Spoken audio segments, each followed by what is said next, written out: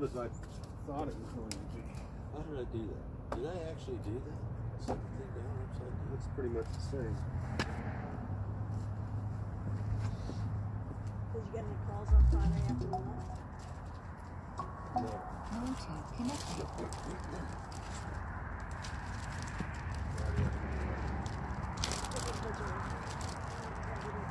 Oh, yes we did. Yes we did. They blew up the phone. But I had it turned off and I had it in the back. So I never picked up on it.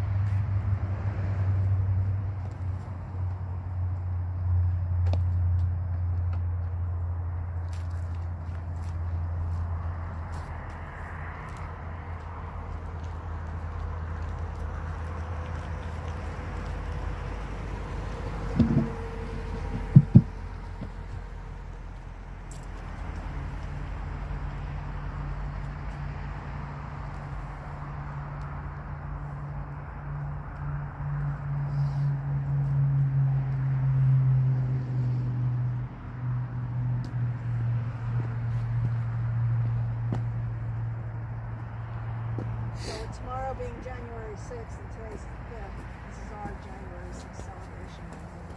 Yeah. So apparently I heard from the DNC show that's supposed to be some special call-ins tonight. Huh? The DNC show? Yeah, Dominic and his show. They're calling themselves. The Dominic and his show. DNC. So why is it not CNN?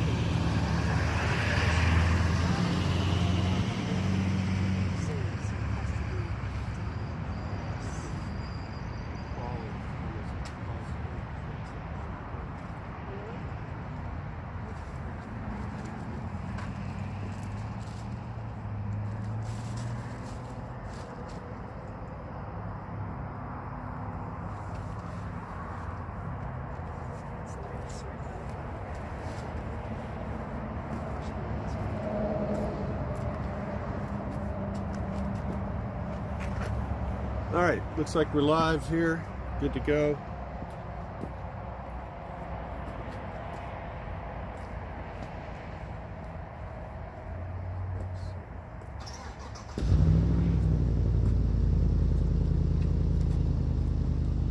Test. All right, we're here at Northern Neck Regional Jail on day 1094 since January 6th. And I'm just going to wait a minute. There's some other guests coming on here who can join us to kick it off. But January 5th, 2024. USA! I wonder if that's the people's. No, that's from last week's video. That's the truck that we saw. Yeah. You dropped somebody off of the. That's what I said, I'm not the only one that has two flags on that car.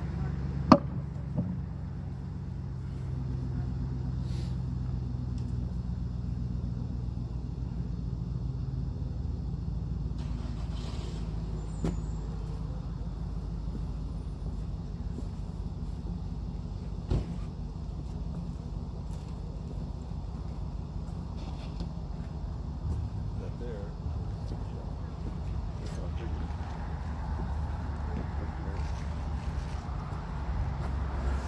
She's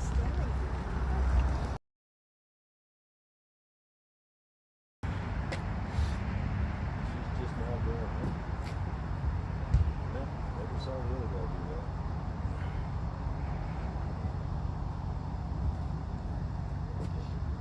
Well, I've seen her working there late quite a bit. Yeah, I recognize the car. I'm waiting for you for the prayer. Make her run. You didn't bring a chair and I don't have an extra. You hurry up. I'll be fine. You know, I did. I ran out of here without even grabbing a chair. If you run, you know the question.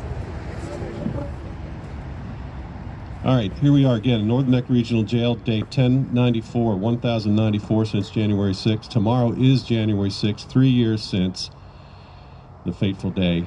And this is January 5th, day 1094.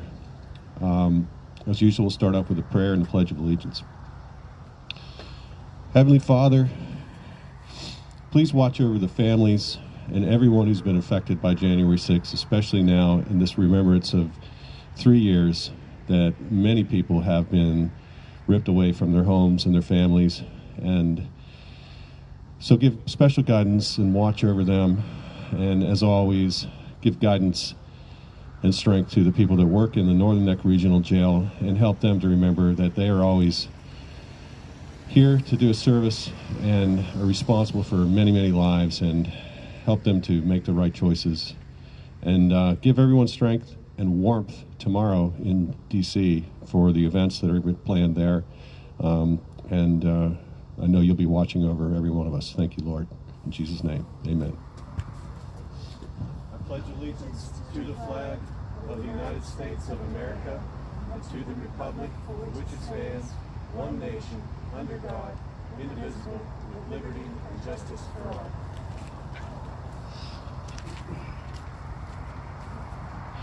All right, so I didn't bring my glasses, so this will be fun, but I'm going to do my best. Sit next to the warm fire. And I have a chair, Gene, if you'd like one. I'm really a stander. Are you? Me too. Yeah, me too. So tomorrow I mentioned there are several planned permitted protests in D.C. This one put on by Look Ahead America, who my understanding was they did the first vigil on January 6th, first commemoration in 2022. I'll be there with Mickey Withoff, Tammy, and Nicole, and the rest of the gang of the Eagle's Nest, and all the supporters that are coming in from all over the place to be there for that. So I'm actually have been asked to speak, and so I've started working on something there, and I wanted to just kind of try it out on you all tonight. So again here, maybe if you could just shine it on it, that would be helpful, because I didn't bring my glasses. You can just point it there. All right, so here's the beginning of my speech for tomorrow. I want to talk today about unintended consequences. The law of unintended consequences, often cited but rarely defined, is that actions of people, and especially of government, always have effects that are unanticipated or unintended. That quote is from Rob Norton. Especially these days, I want to make sure I give credit where it's due, unlike people in Ivy League schools. Anyway, he was previously an economics editor of Fortune magazine, and he's got quite a long article on there if you just go do a website search. But I've been giving some thought about that, because usually unintended consequences refer to the negative outcomes from an otherwise well-meaning decision or plan of action. Often legislation that was enacted to fix a particular problem instead creates several new problems or exacerbates existing concerns. We see it all the time, all around us, especially in Congress. Why? I believe it is because of a lack of critical, holistic thinking. I say that in the case of the January 6th Fedsurrection, we've seen unexpected consequences. Why were they unexpected? Because the power brokers thought they were dealing with deplorables when they set up and entrapped otherwise peaceful and law-abiding Americans. Protesters at the Stop the Steal rally may not have been highly represented by the Ivy League set, thank goodness, yet they are some of the most intelligent, common-sense, patriotic Americans among us. I would match their basic understanding of our Constitution and God-given rights against any other group. Add to that their embodied virtue of the difference between right and wrong, the courage to stand up and fight for their rights, and you have a powerful subset of American values. Indeed, I believe this patriotic subset is actually the majority of the American people. So I'm going to go on from there, and thank you for that, and talk about the unintended or unexpected consequences, which we've seen here at Northern Neck Regional Jail. We've heard it from every other inmate story that we're getting from all across the criminal justice system. These folks here and everywhere else never expected to have the kinds of individuals come through these walls that they did. And we've seen it. We've listened to their words. These guys, when they saw wrong and injustice and it was foisted upon them, they didn't just sit down and take it and bide their time and try not to, make waves and just get through it. They stood up for what was right. They put in request forms. They made complaints. They spoke out. They got put in the hole because they said, no, you can't do this to me. They pushed back, and they've continued to do that over and over again. So that's just one example. The other unintended consequences, I believe, are, it's sort of like the kicking of the bear, or the shaking of the rattlesnake den. They've touched so many people across so wide of a spectrum of the United States, and I think they have really underestimated the amount of people that are willing to stand up and push back against this. And we're seeing it all the time. We just saw that Judicial Watch has filed a lawsuit in the name of Ashley Babbitt, and that was for $3 million, I think? $30 million, thank you. $30 million. Now, did you know that the statute of limitations is running out? So they're just under the deadline of that. So it's amazing how you can make that work for you to wait until later. I wonder if it wasn't planned to wait that long. You're right, Maurice. So, yeah. So, hey, everyone. Ron's there. Lisa, hello. Thanks for joining us all. It's quite warm out here. You should come out. Oh yeah. I'm gonna put the chair on top of their necks, so can't get any closer. So maybe, if you wouldn't mind, I'm going to kneel down to make it easier for everybody. But I do want to read our list. Proposing. Mine. So again, I want to say the names. Oh, I can see fine actually here. So again, this is the roster of people that we know have gone through Northern Neck Regional Jail, and I've got it out. I can see fine. Thank you. Howard Adams, Zach Alam, Eric Beauchesne, Tim Boehner, Nick Brockhoff, Jeffrey Brown, Mason Corson, Lucas Denny, Israel Easterday, Brandon Fellows, Todd Gardner, James Grant, Matthew Green, Kenneth Harrelson, Albuquerque Head, Brian Jackson, Adam Jackson, Justin Jersey, David Judd, Cash Kelly, Hosea Kenyon, Nick Lagarin, Samuel Lazar, Marcus Malley, Mark Mazza, Patrick McCoy, Jonathan Mellis, Matthew Miller, Robert Morse, Jonathan Munifo, Daryl Neely, Ethan Nordine, Robert Norwood, Michael Perkins, Dominic Pizzola, Mark Ponder, Ronnie Presley, Mahala Pryor, Chris Quaglin, Barry Ramey, Zach Rail, William Reed, Howard Richardson, Thomas Robertson, Daniel Rodriguez, Jeffrey Sable, Ryan Samsel, Jeffrey Sills, Andrew Taki, Enrique Tario, Curtis Tate, Ricky Wilden, Shane Woods, and Kyle Young. All right. You know about the Epic Times documentary coming out tomorrow? Part 2? Yeah, you want to talk about that? Could you pass the microphone over to me, please? We got a second one. Mine's adjourning. Just wanted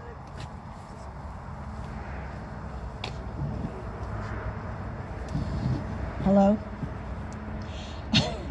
Just wanted to remind everybody, tomorrow night at 8:30 p.m., the Epic Times is releasing the part 2 of the J6 documentary, and that should be pretty good. And we're still looking for the footage of James Grant on the second floor of the Capitol.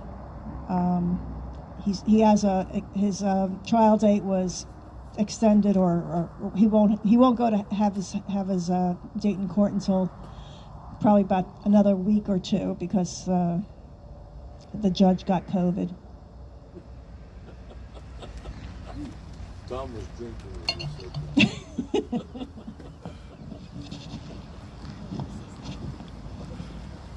I don't know if anybody ever wondered about women that have been arrested as a J6er, and I know I did, and she didn't come through the Northern Neck jail, but she was part of the Oath Keepers, and the main name I could find was Connie Meggs. Yeah, Connie Meggs. She's still in jail. She's unable to remove her wedding ring and isn't permitted to fly to Washington, D.C. Now, this was probably, I don't know, I don't see a date on this. Court proceedings while wearing it, so, but she was 62, of Dunellen, Florida, was convicted in March of multiple felony counts for conspiring to obstruct the joint session of Congress on January 6. On Wednesday, she was sentenced to 15 months in prison for her role in the riot. Do we know where she served, or have you ever heard of her? I've heard of it. In fact, I read that very story just this week. Yeah, there was, I thought I saw there was a couple of other.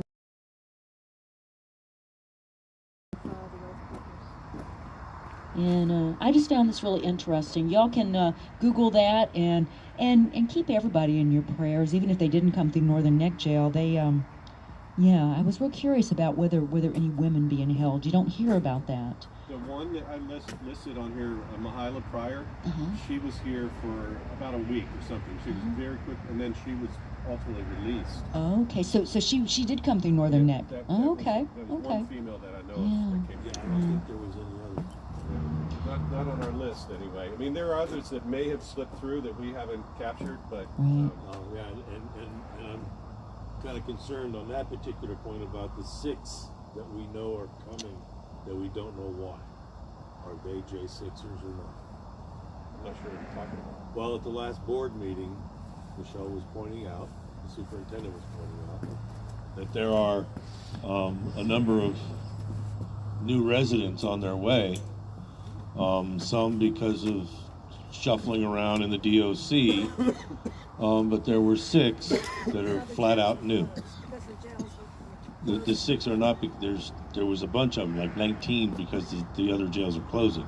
But there's 6 that are coming or already here, and we don't know anything about their background. They may or may not be J6ers. We don't know. With a little bit of effort, we could probably find out. But for right now, we just don't know. Well, I just hope all the anniversary tomorrow, the vigils go well. I know the weather doesn't look well.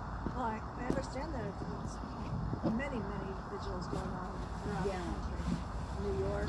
Yeah, that's also heartening. There is a lot of activity scheduled for tomorrow nationwide. To your point about the 6 coming, I think if you recall, the population for the feds was around 200 and something. Yeah. So, I mean, that's fluctuating all the time. They don't necessarily have to be J6ers. They could be feds for any reason. But, yeah. For a while there, though, we were spoiled because we would know. Yeah. and now they got jealous of us for knowing. Are they still arresting people ongoing? Yes. Wow. Yes. So many years after. Yeah, I always tell folks there's a number of different websites, but one that I like to look at, it's actually NPR, because they've had reporters on this story from day one, and they have a running log on there, and it's updated weekly. And so I think the last time I looked, before last week's vigil, we were up around 1,260, I think, something like that. Yeah. Something like that. It's over 1,200. And so that's a good place to look and just see constantly. But the other thing is they have little bios, often a picture of the individual. They talk about what they're, kind of in layman's terms, what it was they were accused of doing, list their actual charges. You can pull up links to their actual filing documents in the court. You can see that, and then they also do updates as they work through the system and then eventually get charged and sentenced. So just NPR, National Public Radio website, it's a great place to look. Some of our tax dollars going to NPR be put to good use aside from just, classical music and talk shows.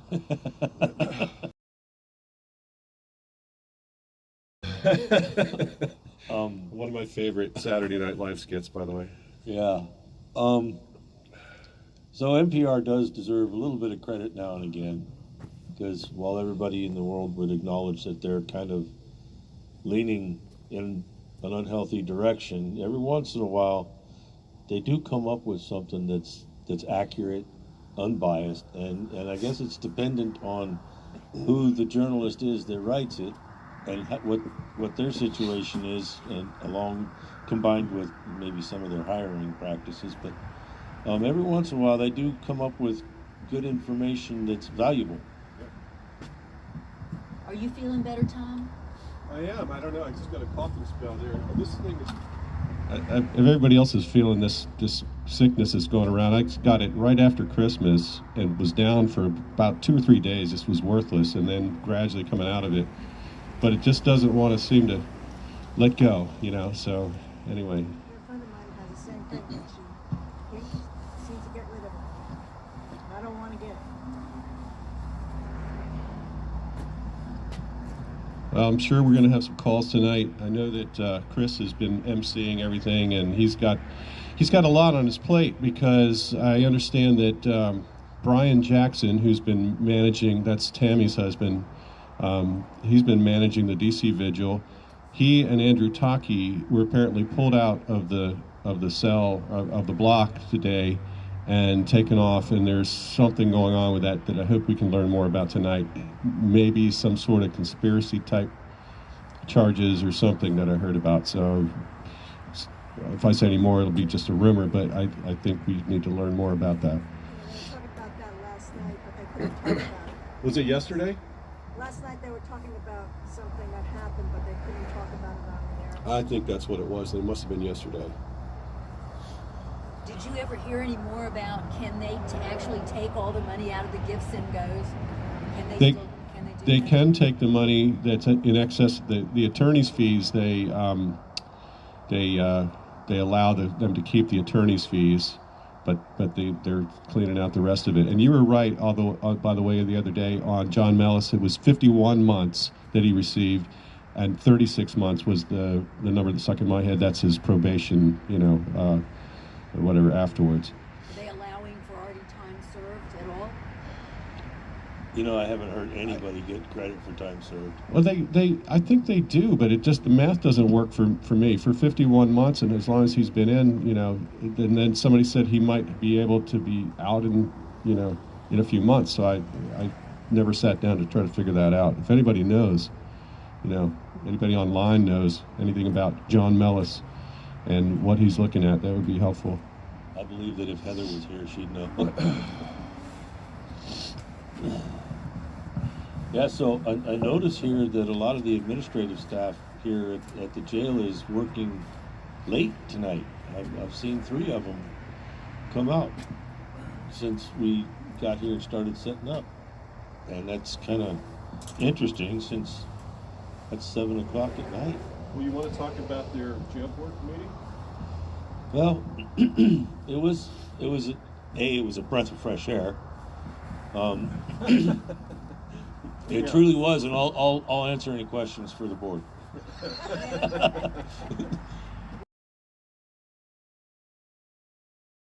It was efficient. It went down the line. There were some things that were said that were rather encouraging. It seems that our new superintendent is a little bit more aligned with the notion of transparency. And it sounds like we're getting a phone call.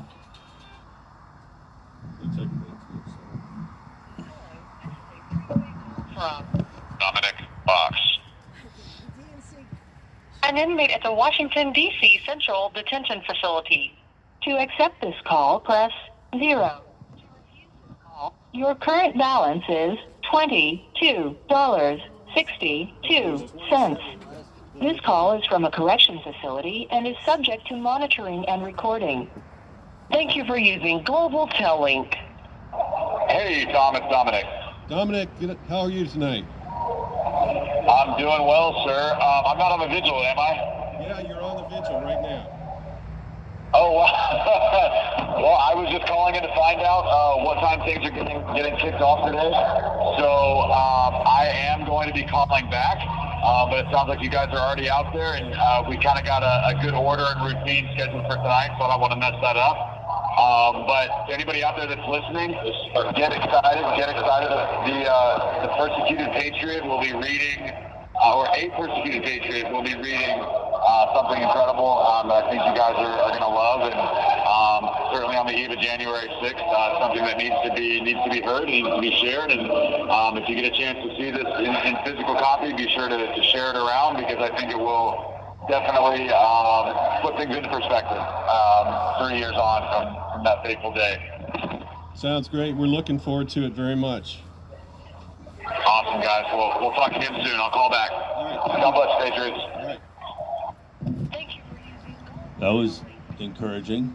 Yeah, that was, he's going to talk about, Taylor Janatakis is going to read something that he would like everyone to, there's a website to go to, and it's a form letter to send to senators, congressmen, and he said if you send this letter out to these people every week until they respond, maybe we'll get some traction. That's all. I already downloaded it. I have my letter ready. I want to ask them if they heard that. Did everybody hear that? I don't know if you could hear Cheryl there. So, Taylor Janet. That Actually, that's a different thing, but go ahead with what you got. Yep. What Dom was just talking about. Dominic Box is, saying that they're going to call with a letter, I believe, from and that he would like everybody to send to senators and congressmen form letter. You can doctor it up yourself, but he said if you send it every week until they respond, maybe we'll get some traction. So it's just about 2 pages long, and I believe he'll read it if he calls. All right. It was a good letter. So that was actually Dominic Box that just called. Lisa, thanks for putting it out there, but it was Dominic Box. When they call, they're always so technical.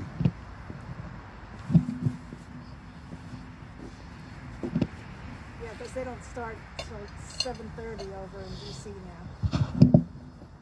So, kind of picking up on the last meeting, I was encouraged to hear little notes in the discussion where our new superintendent is more concerned, as I said, about transparency, care and feeding of patients that are in her care, with as far as the detainees and the convicts. She talked specifically about a couple of them, but in general it sounded like she wants to be able to provide better care for people that are sick. I didn't hear her say any of that. I mean, you might be reading between the lines there and thinking, positive, which I'm also feeling, but I don't think she talked specifically about any individuals or about food service or any of that. She didn't talk about the food service. She did mention, not by name, a couple of particular individual cases that they're currently dealing with. Yeah, what they're dealing with is especially trying to get reimbursements through Medicare, because they're getting some big hits on an individual that has cancer treatments that are being sent out.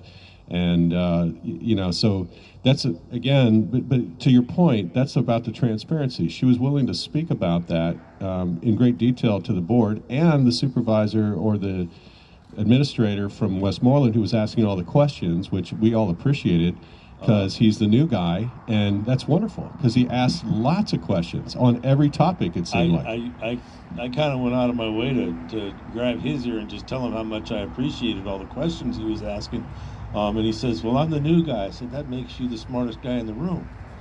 It really kind of does, because he was asking every question he asked, I had in my head. Only, being part of the public, we're not allowed to, at that point, go off and ask questions. And he's got more. At least that's kind of what he said. But I'm telling you the truth, I got the impression that she's got a little bit different compass than the predecessor. I felt that very much too, Maurice. I agree with you 100%. I'm encouraged, and that's why my words and comments were very, very vanilla, and just congratulations on your position, and look forward to great success with you, because I think that's what our role can hopefully morph into here, is to be a supportive, sort of oversight, or just being able to come in from the public viewpoint and take things back. I think might actually be a very big benefit for the jail and for what goes on here. Yep. Okay, we got another call.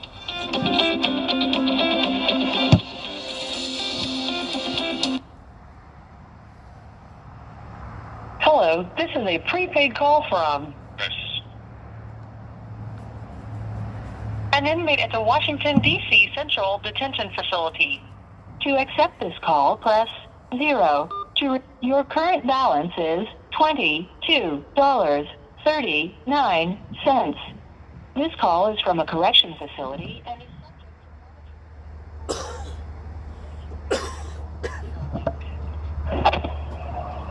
Hello. Hey guys, how's it going? How's it going, Patriots? Doing good. How you doing?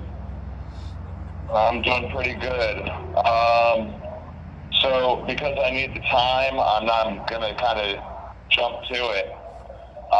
Guys, for those of you who don't know, my name is Chris Quackland. I've been arrested since April 7th of 21. I've been through hell and back, and this letter, article, or whatever you want to call it, about 2 years ago, and recently added on to it, and I think it just needs to be out there. So it's called the Persecuted Patriot. January 6th was a mostly peaceful protest that at times got out of hand. This happened due to an over-aggressive police force. Lack of plan on the Capitol Police part didn't help matters. However, the real reason January 6th got out of hand was FBI pre-planning. This included, but was not limited to, FBI confidential informants, paid instigators, and a bunch of undercover feds in the crowd. FBI knew January 6th was a powder keg ready to explode. They were giving plenty of information prior to January 6th to prove this. The FBI had confidential informants in high-ranking positions in every organization they are now prosecuting. These organizations included, but are not limited to, Proud Boys, Oath Keepers, 3 Percenters, and Antifa. The FBI could have stopped the January 6th riot. They chose not to. Instead, they went through great lengths to make sure that the riot did happen, or a riot did happen on January 6th. The FBI kept certain facts from the Capitol Police. They limited the security and stirred up patriotic Americans, causing a riot. In short, they lit the fuse. All they had to do was tell the Capitol Police about known numbers and possible threats. That would have caused the Capitol Police to increase their numbers or set up no-skill fencing around. Could have accepted Trump's offer of 10,000 National Guardsmen. Powers that run both FBI and the D.C. police alike wanted January 6th to turn into a riot. The left used law-abiding Trump supporters who have never been in a riot to act on motions due to a stolen election. They put the lives of Trump supporters and police alike in jeopardy. We all became pawns in a political chess game. January 6th was a false flag event, much like the Governor Whitmore kidnapping in Michigan. The very same FBI agent was actually transferred to D.C. after the Michigan FBI plot was discovered. The same tactics used in Michigan were used in the January media. The left would exaggerate the events of January 6th protest as an insurrection. they would use this to try to stop Trump from running again in 2024. Needless to say, it didn't have the outcome they were hoping for. January 6th was mostly peaceful protests that at times got out of hand. There were 4 deaths that occurred on the Capitol on January 6th. Despite what the media tells you, no cops died that day. Even though the Capitol riot was a setup that backfired, January 6th did its job. It sent a message across the nation and the world that the people's voice had been stolen, and that the American people's freedom wasn't to be taken without a fight. It opened up the eyes of every American and the world. It showed everyone what it looks like when the right is pushed to its breaking point. Let me enlighten you on why the Capitol protests really took place. I invite you to do your own research, but I ask you to refrain from using biased search engines like Google. Use DuckDuckGo instead. You can start by watching documentaries like 2,000 Mules, Real Story of January 6th, Police State, Capital Punishment, and 1,000 Days of Terror. For starters, I'd like to begin by saying that in America, overthrowing a tyrannical government is not a crime. In fact, it's a patriot's duty to overthrow such a government if it should arise. Written by our forefathers, the Declaration of Independence is very specific when it comes to this. With that being said, the mostly peaceful protest at the Capitol building on January 6, 2021 was not an insurrection.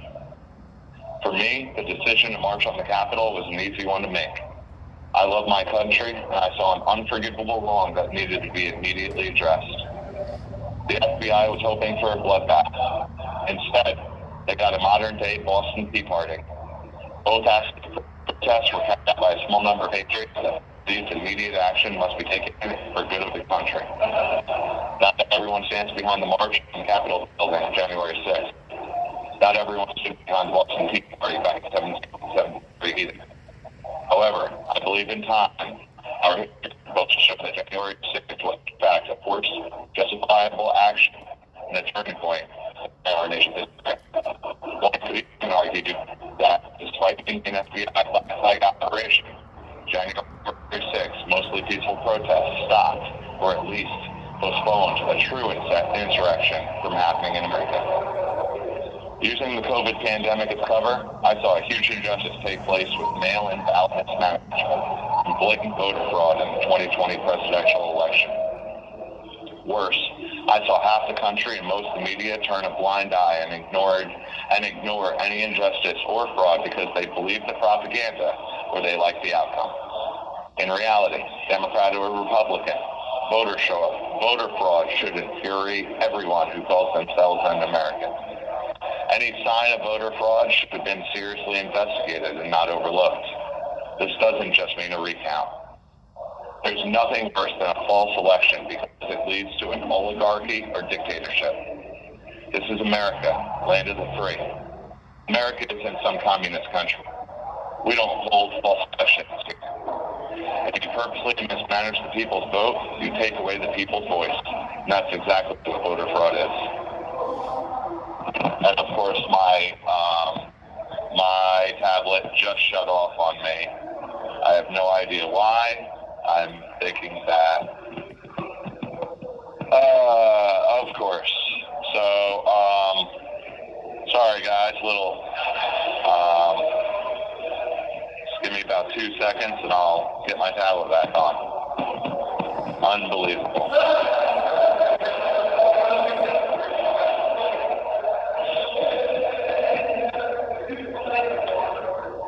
Again, I wrote this about 2 years ago, 2.5 years ago. I rewrote it.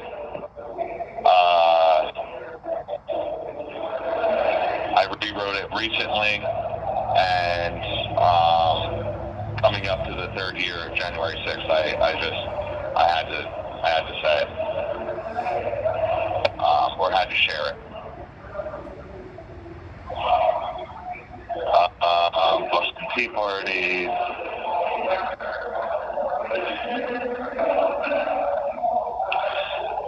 I saw a huge injustice take place with mail-in ballot mismanagement and blatant voter fraud in the 2020 presidential election. Worse, I saw half the country and most of the media turn a blind eye and ignore any injustice or fraud because it believes the propaganda like the outcome. In reality, the Democrat, everyone who calls themselves an American. Any and every sign of fraud should have been seriously investigated and not overlooked. This doesn't just mean a recount. There's nothing worse than a false election because it leads to an oligarchy or dictatorship. This is America, land of the free. America isn't some communist country. We don't hold false elections here. If you purposely mismanage the people's vote, you take away the people's voice. That's exactly what voter fraud is. It's taking the voice away from Americans. It's taking away our freedom. I promise you, as long as patriots have air in their lungs and blood in their veins, America will always be free. I strongly believe, as our forefathers did, that the American government was created of the people, for the people, and by the people. If anyone forgets this, then it's the people's obligation and duty to remind those individuals. Thomas Jefferson once said, "What country can preserve its liberties if their rulers are not reminded from time to time that their people preserve the spirit of resistance?" Communist countries like Russia, China, and Venezuela are what happens when people give up their freedoms because they believe that the government knows best. Communist and Marxist countries, under a false promise of being a utopia, have been robbing people of God-given rights for over 100 years all over the world. People never seem to realize that socialism, communism, and Marxism just don't work. America is a constitutional republic that's based off of a capitalist society. We fought wars against communist countries where elections were fraudulent and government-controlled media only cover stories that fit an agenda or push a certain narrative. That isn't America, or is it? Unfortunately, that's exactly what I see happening in our once free country, and it makes me sick to my stomach. Honestly, the march on the Capitol was long overdue. This dam was ready to burst for years.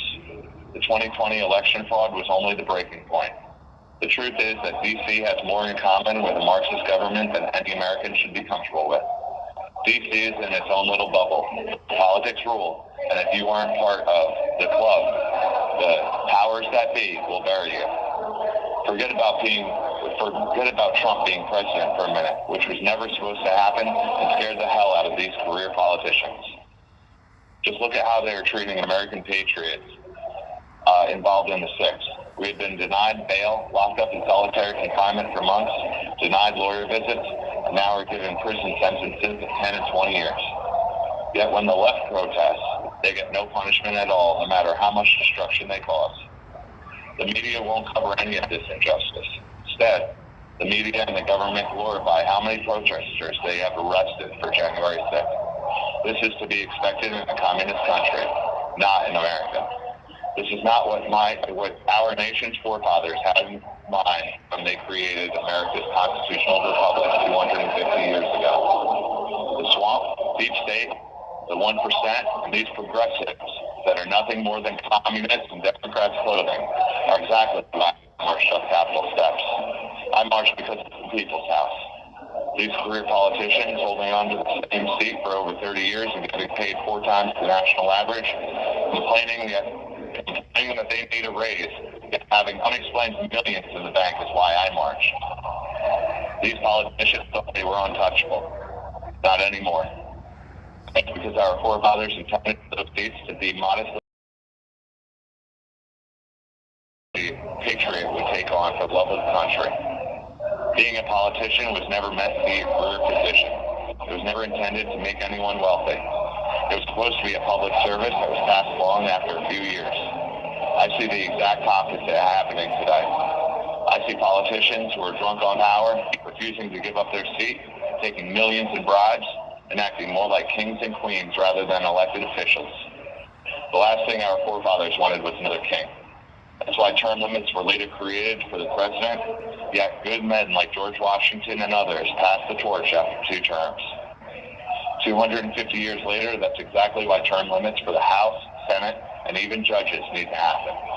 This is the only way to stop or at least keep the corruption under some sort of control. We need this to save our country. In years to come, when patriots ask why I marched on the Capitol, I will tell them that I did it because some things can't be overlooked, and that previous generations had let enough slide in the past. This was the breaking point. I see the slippery slope my country is on, and I don't like where it's headed. I don't want America's future generations to grow up in a communist country. I want them to live in a land that is free like America's forefathers intended. Just like dealing it with a bully in grade school. Sometimes you have to stand up to them, punch them square in the nose, or they will never stop. January 6th was that punch in the nose. Hundreds of thousands of patriots marched on the Capitol. Tens of millions marched in spirit. There were nurses. You have 1 minute remaining. Police, teachers, tradesmen, and veterans' voices that demanded to be heard. These patriots included Ashley Babbitt, Roseanne Boylan, Kevin Greason, and Benjamin Phillips, who were killed in cold blood during the January 6th protest. We the people had to warn these officials and anyone else in this voting scam that this was still America. A fraudulent election was unacceptable here, and it would never be repeated. January 6th was that warning. I guess it's only a mostly peaceful protest when the left does it. Why or how the left can be upset with what happened on the Capitol on January 6th while they praised what happened throughout America in prior months is beyond me. In fact, I'll go one step further and say that the left caused the riot to happen in more than one way. I will call you guys right back. I'm sorry about the interruption. Thank you for using Global Tel Link. So he's going to call right back. Yeah, 'cause I knew that we had the one meeting this morning. Thank you for having this heater here. Oh, yeah. I think it would be unbearable without it. I think it would, we used to come out here, we had this little, Yeah, I thought about sticking some in my pocket today, and I thought, no, he's got the heater. I got my left side toasted. yeah, you might have to smoke. Hey, y'all are, the meeting y'all were talking about and everything, that was with the Board of Supervisors here in Warsaw? It's right here. Oh, Board of Supervisors with the prison. Yeah. Ah, okay. The jail board. Yeah, it's kind of an interesting. First Wednesday of the month would be at 4 o'clock. Are y'all on the board? No, we're No. just. But Public it's worth comment. showing up as a member of the public because if after you do it a few times, you start to get a better sense of how things run, and how they should run. They're not always the same thing. Now it should be more pleasant since we don't have the asshole. It was actually 1 year ago today that we first started, no, was it? 2 years ago, sorry. 2 years ago when Time the flies. first Patriot group came out here to a board meeting. It was actually the January board meeting. I had just been elected chairman, and then the next day, a couple of folks came out here and attended that meeting, and basically let them know that we were not going to go anywhere and we were going to keep an eye on things. We all need to get involved. We all need to get involved. Especially locally.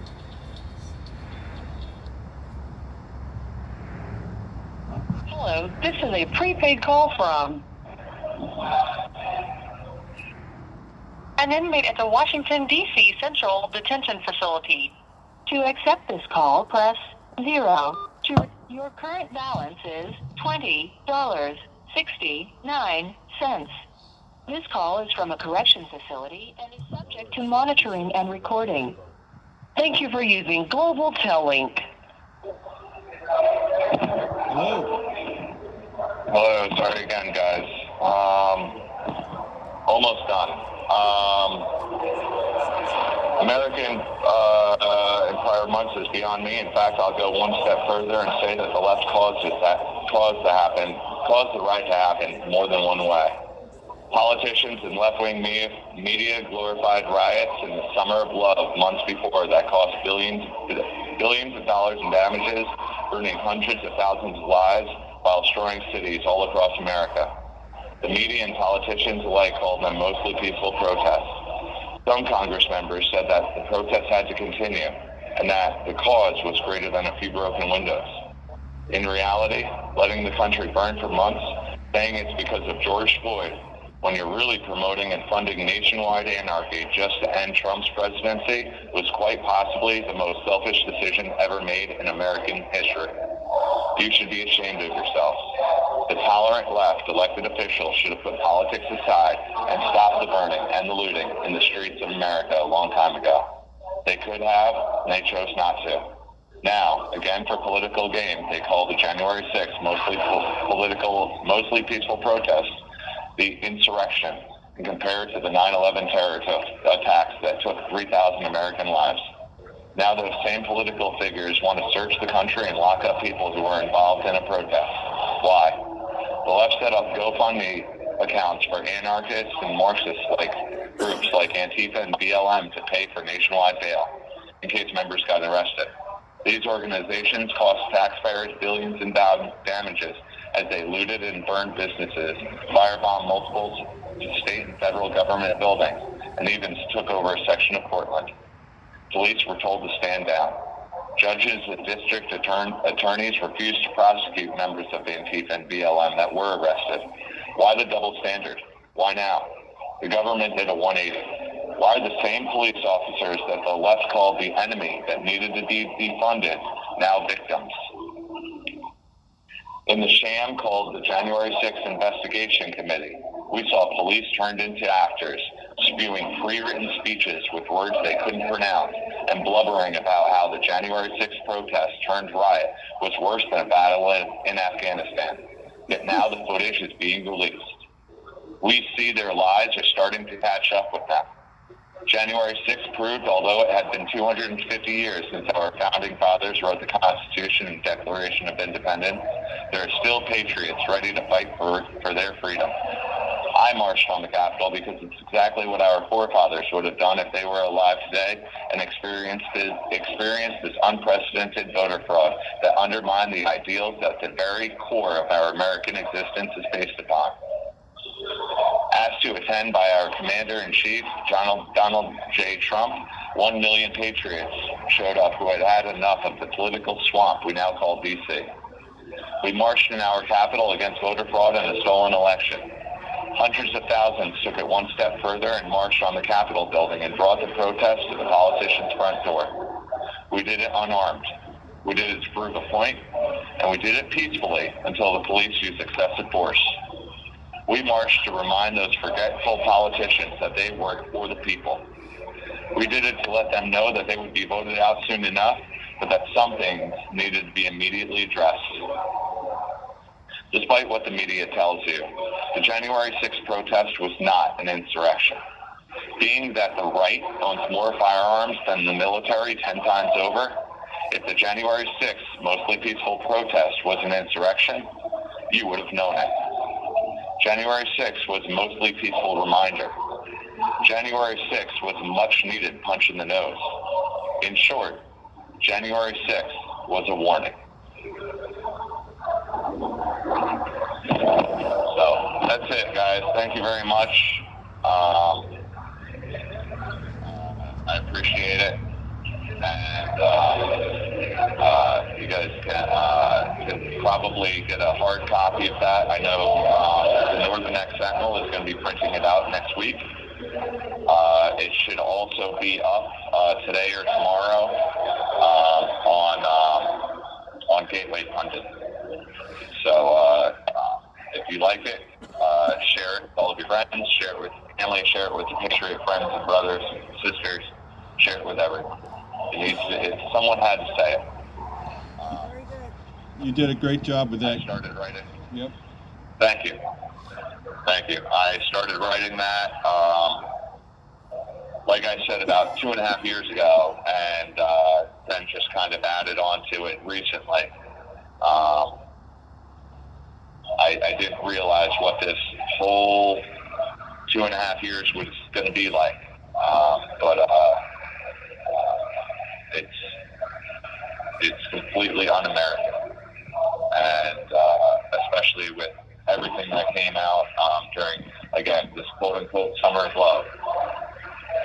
If the standard of a protest is going to be a $50 fine and a slap on the wrist or whatever, then that should be the standard. be, a political prosecution. And that's what it's become. Right, and then on top of that, a lot of those BLM protesters sued the government for damages for their participation in their not peaceful riots. Yep. It's disgusting what this has become. From what I hear, even the judges are kind of over it. They're not pulling the strings. I've said it before and I'll say it again. The judges are not pulling the strings.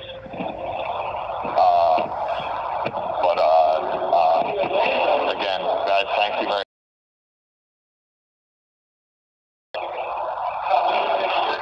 Who do we have up next? We have Reed up next. So I'm going to get off of here and let him talk. And guys, thank you very much. God bless America. God bless you guys. Thank you so much for your support. We love you. Thank you, Chris. Blessings, Chris. All right, thank you. Thank you for using Global Tel Link. I got a letter from Reed this past week. You did. And also I got a letter from John Owens. Now, is Jared the one who told the story about being hustled around and sitting in a cell, and there was a guy across from him that asked him what he was in for, and he said J6. He said, "You're one of the good guys." Was that him that told that story? I don't know. His wife's name is Rachel. He's the guy that has that laugh, that kind of a henchman, stressed out laugh. He's young. He has a baby and a wife and a cat named Georgia. What'd you think of Chris's the Persecuted Patriot? I think that's a pretty well love done that. letter. It's gonna be great. I thought that was awesome. It said it all. It said it all. Yeah. It covers everything. Yeah. I don't think anybody could have done better. No, it said it all. I can't wait to see the Sentinel. Yeah. Yep, it'll be there, and it might even be in other publications as well. I can't imagine it won't. It sounded very familiar though. I heard it before or I typed it. I think you may have actually typed some of it. Uh-oh. I've got a battery for you. That would be good, because I thought I had another battery and a charger in the trunk, but I don't. Or I'll just bring my whole light. That could work. Oh, wait, yours has got the low setting now, right? Yeah. I thought it must be getting low. If you It's bring your flashing. whole light, then I'll just put mine away. He could have read that at the last in the DC vigilance. I remember hearing it. I know Williamsburg was thinking about doing something for the J6 tomorrow, but then I haven't heard of it. Yeah. The weather looks terrible, It's terrible. for anything outside. Especially north. You see, it might get snow. I heard that. Yeah. It's bad enough. And But- they can't carry around Yeah. these heaters with them. That's one reason I didn't want to miss tonight, because I wanted to remember, tonight that tomorrow's the anniversary of this. And this is- Yeah. But Chris was saying last night that tonight is our J6 vigil. Tomorrow's really J6, but he's planning everything for tonight's vigil for us and also for DC. So they're starting at 7:30 now instead of 7. Yeah, it's 7:30 to 9:30. So after the anthem, then they talk a little about local news and.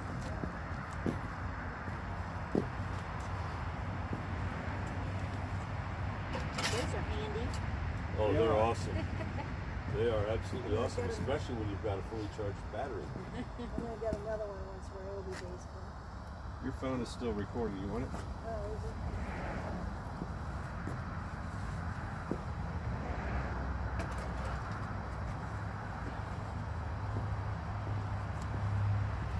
Heart's in my pocket. I was wondering if- Hey, Ron, how's the signal here tonight? 3 layers of it. Oh my God. Finding my body. Been outside pretty much all day. It's been a cold day. Yeah.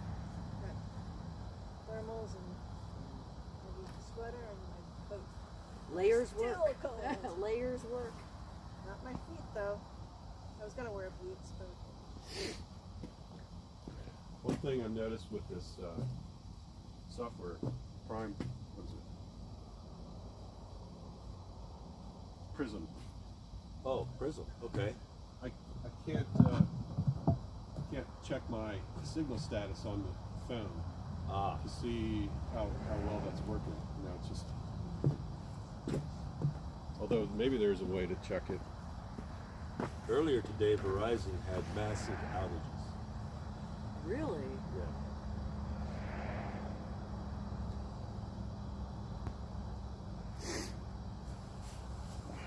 that's why we couldn't get to our cameras.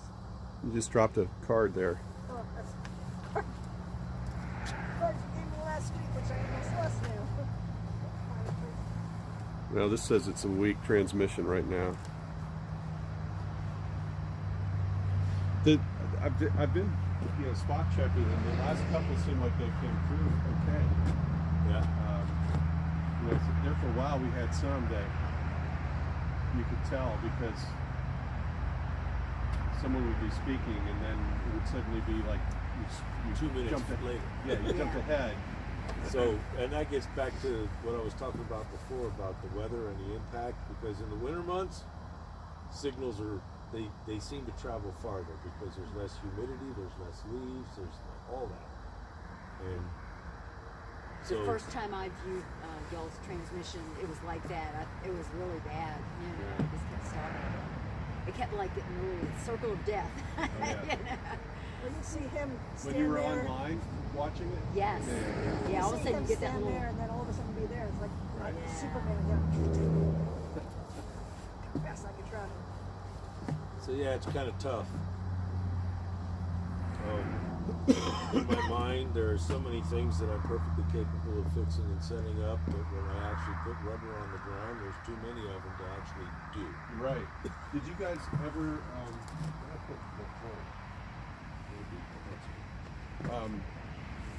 You were looking at setting up another.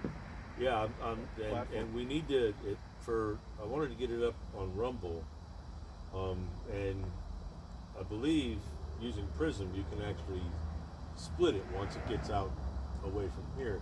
It can actually be split to go to both YouTube and Rumble, but I think that it would be a really good idea to be able to have both. But for Rumble, we can pay for it, or if we get 25 subscribers, it's free. And with all the stuff going on with NNP, I think we really need to get a bunch of people to show up so we can talk about a bunch of things that are of interest to a lot of people. I wish I'd heard about it. Somebody said something. I kept thinking about going to DC. I think it might have been Mark about how we need to get other groups involved in. Like, yeah, sounds good. How do you want to go about doing that? Thank you. Exactly. And who do you think is going to be the key players in making that happen? Well, it's just like the relationship with the breakfast clubs. I mean, and the band the relationships are there. Collaborations. Yeah, and that's how we're going to do it. Yes. Yeah, let us know how we can help. This is a prepaid call from Christensen. An inmate at the Washington, D.C. Central Detention Facility. To accept this call, press 0. To refuse this call, hang up or press 1. Your current balance is $19.78. This call is from a correction facility and is subject to monitoring and recording. Thank you for using Global Tellink. Hey, Reed. Hi, this is Reed Christensen. Hey, it's Tom. How are you? We've got a nice small group out here tonight, keeping warm. Glad you called. Yeah, no problem. Chris asked me to call in today. So you're following the persecuted patriot. What do you got to tell us? Oh, I've been thinking about some things. I actually met with my lawyer today because a week from today I go to sentencing. And so it makes you think about things and how things are going. But I guess one of the things I was thinking about was that I'm 65, so I've been around a while, and I was in the Army in the early 1980s, and I found it curious that one of the things that they told me back in the 1980s when I was in the Army is that anytime they had a lecture about ethics or Constitution or anything, they'd always say something to the effect that American soldiers only obey constitutional orders. Is that something you ever heard before? Yes. Yeah. Is it something that you personally encountered, or? I'm with Tom here. This is Maurice. I did service in the Air Force, and absolutely, yes. Yeah. What years were that? That was 79 through 81. Okay. Yeah, that's about when I was active duty in the early 80s, from about 83 to 87. So you'll find that when you're wearing the uniform, if you are given what they call an unlawful order, you are mandated to not obey it. Right. Well, I thought it was interesting because one of the things I bumped into when I was in Oregon, Oregon's one of the states that went crazy on the COVID stuff. And the governor used a 28-day emergency power in the state constitution to basically rule for like 300 days or some crazy thing. And one of the things the National Guard fellow told me was that he was being activated to replace healthcare workers who didn't want to get the COVID jab. And and he basically wrote up this thoughtful 3-page thing to his chain of command and said, this is not a constitutional, or I'm in the military to defend, Oregon and defend the Constitution and defend America, not to replace healthcare workers who don't want to get a jab. And he was basically told, well, you're in the military, you have to do what you're told. And this would have been 2021 or 2020, probably 2021, maybe 2022. And I just thought it was interesting. I just got to thinking, why was it so emphasized in the 70s and early 80s? And I think I thought of a couple reasons why this might be. Maybe Maurice, you have some ideas on this too, but one thing I was thinking was that in Vietnam, there were some instances where low-level platoon leaders got out of control and told their soldiers to do things that they shouldn't have been doing. My Massacre. Yep. And the other thing that I thought of was, probably most of the chain of command in the Army, the generals at that point, probably fought and lived through World War II. And one of the big lessons of World War II is that it's not good if your military and your people working for the government believe that they should obey every order the government gives you, because look what happened in Germany. Terrible orders came down and people did terrible things. And at the end in the Nuremberg trials, they tried to say, oh, well, it's an order. I didn't have a choice. So you're spot on. Right now, my understanding is that part of the reason that the rules for military personnel not to follow unlawful orders is because, and this is why we have a civilian commander-in-chief versus a uniformed commander-in-chief. And so there's this separation there, because all of the unlawful orders, if you were like me, you had a few stripes and that's it.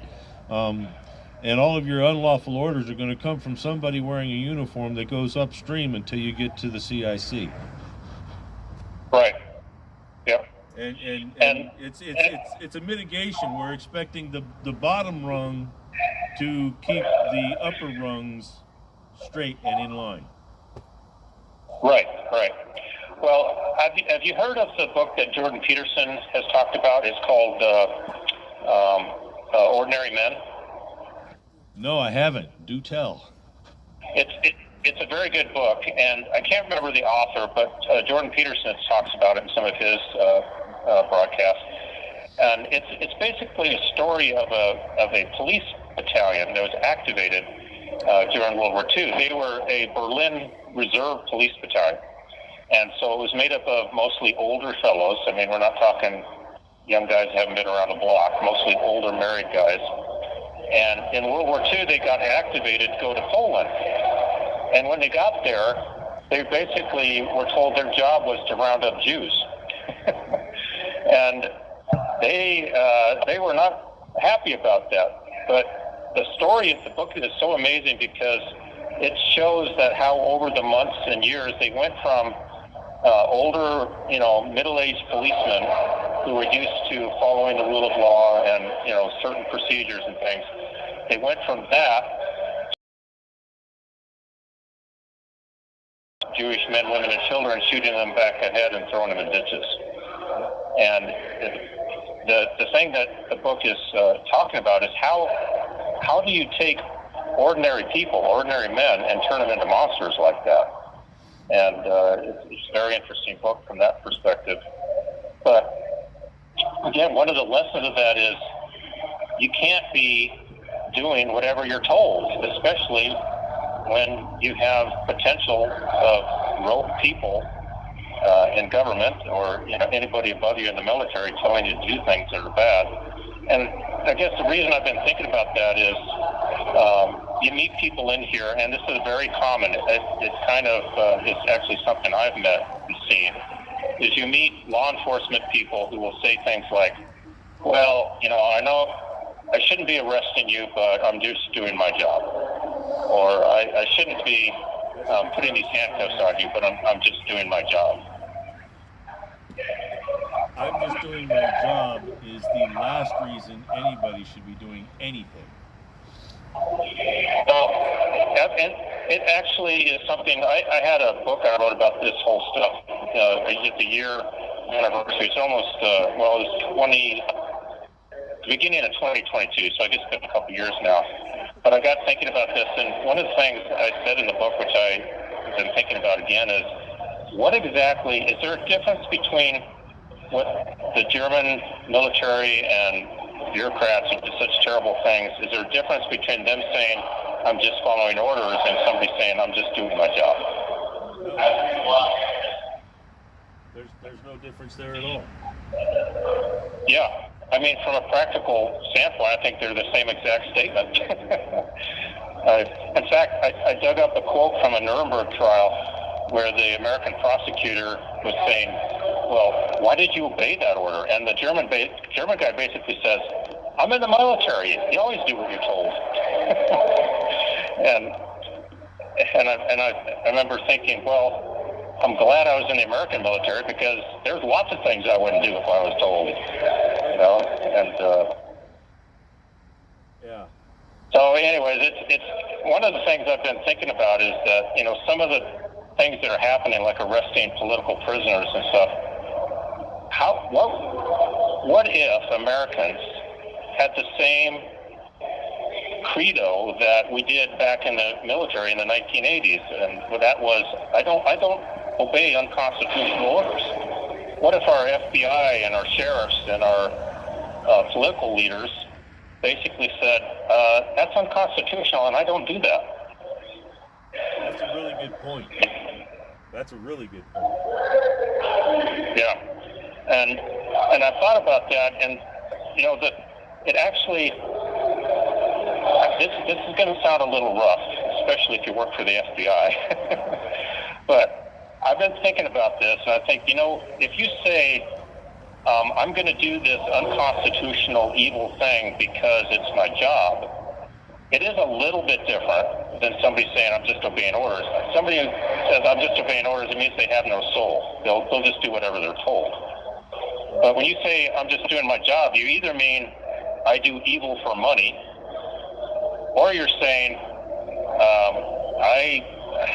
I basically will say again. Well, you're a mindless bureaucrat. Right. Well, you're saying that I do evil for money, or you're saying that I basically will, rather than suffer some inconvenience, I'll do this unconstitutional thing. What you're saying is, well, I would do what's right, but only if it doesn't cost me. The word convenience rang out really well, because it seems like that's the premise of just about everything out here. You know, we're standing out in front of this jail, and to me it seems like they put the Constitution aside as a matter of convenience because they need their profit. Right. Yeah, it's the same exact attitude that I'll only do what's right if it doesn't cost me anything, or if it's convenient or whatever. Exactly. Well, I think how you tied it to the jabs and so on is the same thing. We've watched how so much of the healthcare profession basically just went along with what they were told because they were more concerned about keeping their jobs than anything else. Everybody was in fear too, and they thought the world was going to end. You know. Right. No, it's the same exact thing that I'm afraid to do what's right because I might lose my job, or someone might put me on a list or whatever. You're basically saying that you only do what's right if it's convenient. And I'm afraid we're to the point as Americans where we got to be willing to be inconvenienced. We do.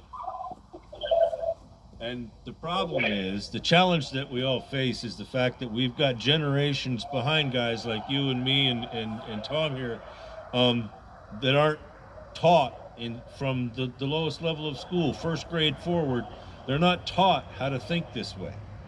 And so that's our challenge, is because we've got to carry them forward almost as dead weight at first, but we've got to give them a crash course on what it means to be an American. Right, and I think that the number one thing of that is just like back in the 1980s, is that you're a citizen, you're an intelligent part of this republic, and you can tell what's right and what's wrong, and you have a responsibility to decide that. Are you thinking of another book idea with this, or are you just on reflection, as you get ready to go to sentencing? Well, you think about a lot of things during sentencing when that comes up, and I don't know. I basically, I'm 65. I'm not going to change my politics for these people, and I figure, well, the judge will do what the judge is going to do. Don't figure on talking to him. I know that if I start talking politics, it won't go well. So, I'll just, thank you. I'll just do my, my lawyer's got a couple things he wants me to say. Like, I'm not going to go out and do any more crimes, and never do any crimes, which I have no problem saying that. But, as far as any other discussions about politics, I'll just have to beg off. It won't go anywhere. Yeah, that's probably wise. I mean, it's not an opportunity to change any hearts and minds at that point. It's all about the showing the remorse that's due and that kind of thing. Minute remaining. Yeah, so it's in some ways we're living in different worlds, and I don't believe I have the verbal ability to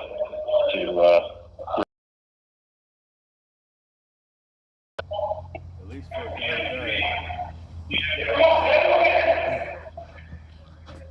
Well, Thanks so much for having me. Yeah, good to talk with you, and we'll definitely be praying for you. So you say next Friday? Yeah, so a week from today. All right, and who's your judge, by the way? It's Judge Lambert. Okay, all right. Well, we'll put the word out, and I'm sure there'll be some people there, trying to be there with you. Oh, that'd be fun. All righty, well, thank you very much. Blessings, Reed. Take care. God bless you. Okay, thank you. All right, thanks. Bye. Good night. Thank you for using Global Television. So one of the challenges that we've had with NNT is the breadth of the entire battle goes well beyond Jason. And it's difficult to even make suggestions when we don't truly understand the interests and talents that people have